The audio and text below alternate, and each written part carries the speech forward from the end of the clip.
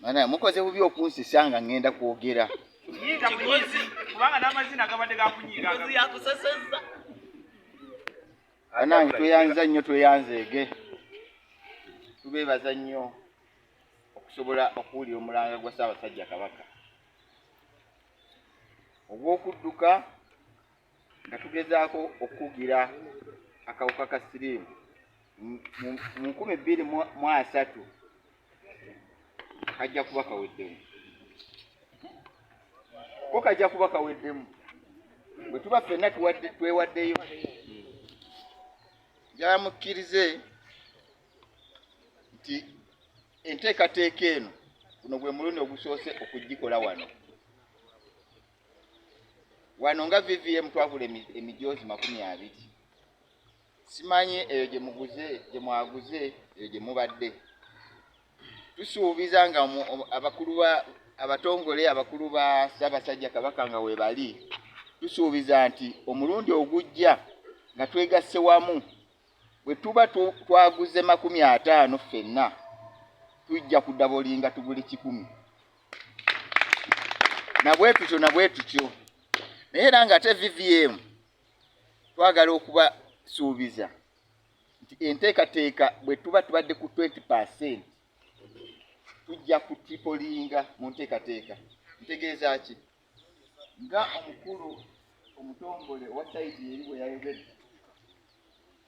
tujja kubeerawo n'enteekateeka ey'omulembe ennyo nti ne bwe tunaaba tumaze okuva wano tujja kubeerawo n'abakamera abatukwata obulungi nga tusimbula nga tudduka mu buli sonda we tunaaba nga tujjame buli kyalo kye tunaatuukako n'okukomawo wano byonna ebikoleddwa wano bikwatibwe ate era bigende ku mativi twerabeko.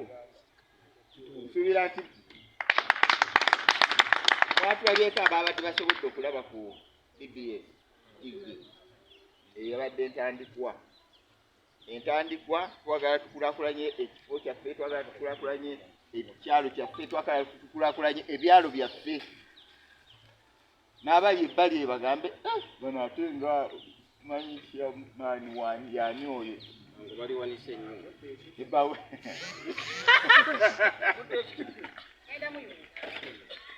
Nyongera okwebaza chairman owa Kigombya James Mujonga n'omukulu Kigozi David omulema owawaaka, naye babadde bamusuubizza nti next time bw'anaabazze nga jidde mu jaze enfundafunda tujja kuleeta ki ekyo tekikaputalinga ssebo ekyo jja kisangulamu. Naye nga ndeebaza nnyo okubeera nti nno mukunze bulungi ebyalo byaffe, mukunze bulungi abantu baffe, era mbasaba nti n'omulundi ogujja mwongere okubakunga abantu babeere nga bajja mu bungi ddala, tubeere nga tubeera n'emmotoka etukulembera mu road map yaffe gye tunaaba tuluse, tubeere nga tubeera ne service van etuvangako emabega abamu abaana babalemereddwa. Tujja kikola mu nkola ey'omulembe ng'ekolebwa waggulu nti tujja kubeeramu ffe abajja okulaga obulazi nti nno ebyokudduka bino ebyaffe ebya bulijjo nga bwe tubadde, naye ate tujja kubeerawo n'ab'empaka betujja okuwa ebirabo. Tugambe nti oba kilometers 5 oba manya 10 nti anaasooka ajja kufuna ekirabo.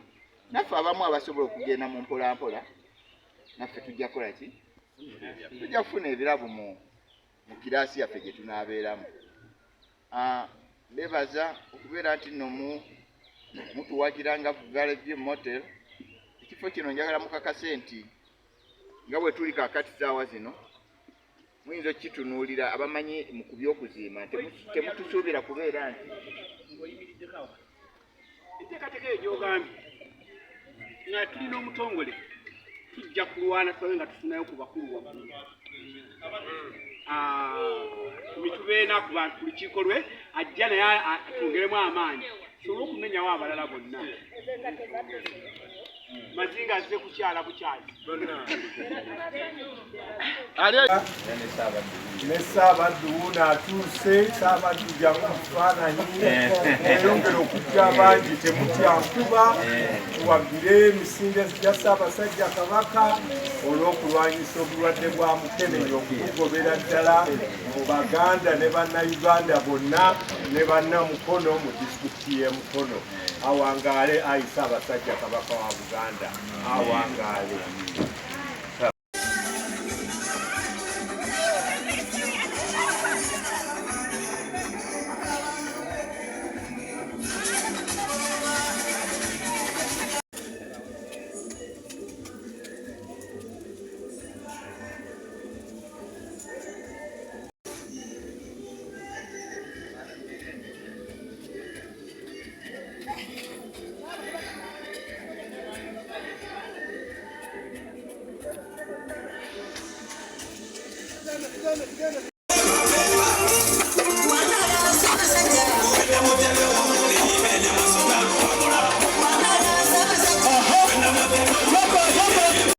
Sunday the 7th, as we come to celebrate the 69th birthday of Kabaka Ronald Mutebi II.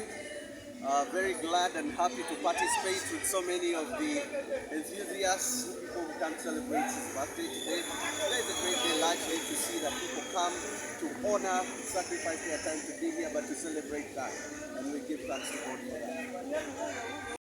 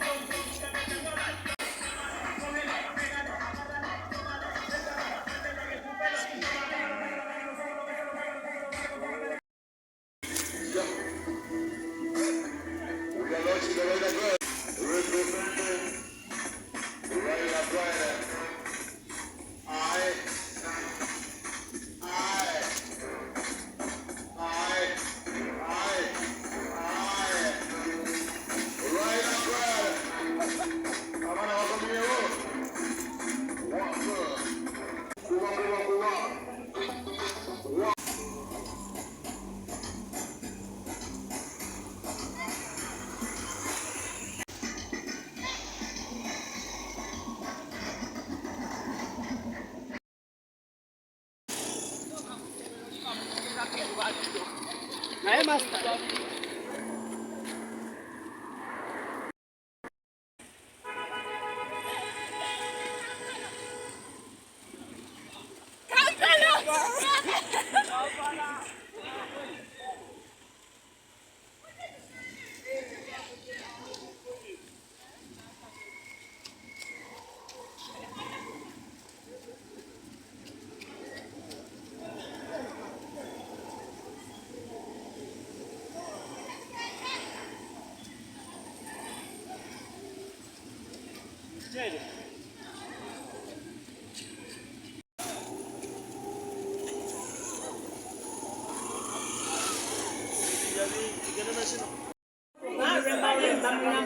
kuweka mkono Municipal Council nebaza abazaana bakabaka n'abantu olw'okwetaba mitsinge gy'emirundi n'okudukira omulanga kuba kukwata ku ffe ffenna bannayuganda okukubiriza abantu okukomya okutabaza okiyatabaza so tusaba bagendere ku mulamwa gwakabaka by 2030 okubanga akawuka tukalinye ku nfeete nga twekuuma abaana abato nga bakusiteininga nammwe abakulu kuba ndaba ng'oluusi mba temukyalina nyo bye munoonya ku nsi let's abstain tweme okusaasaanya akawuka ka mukenenya kuba kasa abantu bangi nnyo bazadde baffe kabasse n'abalala so tukubiriza abo nyini abatannakakwatibwa mwekuume muleme kakwatibwa era mujjumbire n'emisinde gya Ssaabasajja Kabaka tuwano ku raida omukono tuvuddeyo kintu kibadde tumasi omukono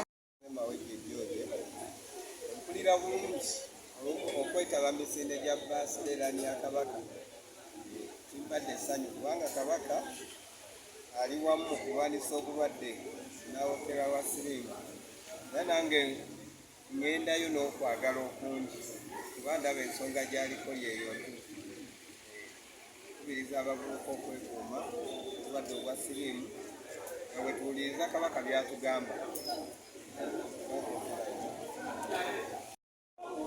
Kisobokera ddala okukalwanyisa singa buli muntu yenna abeera mu malirivu okusookera ddala ekisinga obukulu kwekebeza omala okwekebeza ogenda kweyisa otya obanga obadde okayina funa obujjanjabi obutuufu ate taasa abalala ate nekyatusaba gavumenti okulaba nti efuna eddagala ettuufu ate n'okwongera okubuulirira abavubuka ng'eteekawo emikutu abavubuka bonna bonna njagala okubagamba amaanyi go g'ogenda ogoyina ag'obuvubuka naago g'osobola okukozesa byonna ogenda kubikola ng'oli ki mulamu ekyo twetuume nga tuli balamu tusobole okukola okutuusa eggwanga lyaffe ate tuzimbe obwakabaka Ssaabasajja Kabaka awangaale zaalibwage ate netakuma kukuŋŋaanya kyokka